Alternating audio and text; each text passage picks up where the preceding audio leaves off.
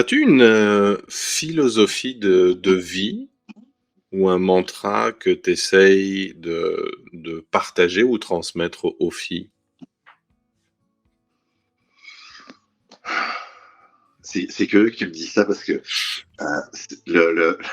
j'ai lu quelque chose il y a quelques jours, puis je le trouve à la fois vrai et à la fois pas vrai.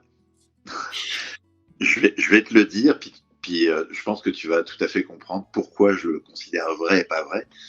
Euh, il y a la phrase en question est la suivante.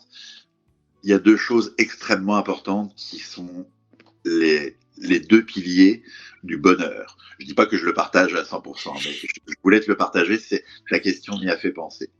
C'est il faut s'en fiche de l'avis des autres et il faut s'en fiche de l'avis des autres. Mmh. Donc, AVIS et de la VIE des autres. Bien évidemment, dans l'entourage proche, ça marche moins parce que, bien évidemment, je me soucie pas de la vie de ma conjointe et des filles et de leur vie non plus. Mais je te dirais que d'une manière générale, oui, c'est important d'écouter, mais je trouve que dans une notion de mantra un peu plus générale, comme tu l'évoquais dans ta question, c'est oui, c'est bien d'écouter, mais jamais au détriment de s'écouter soi.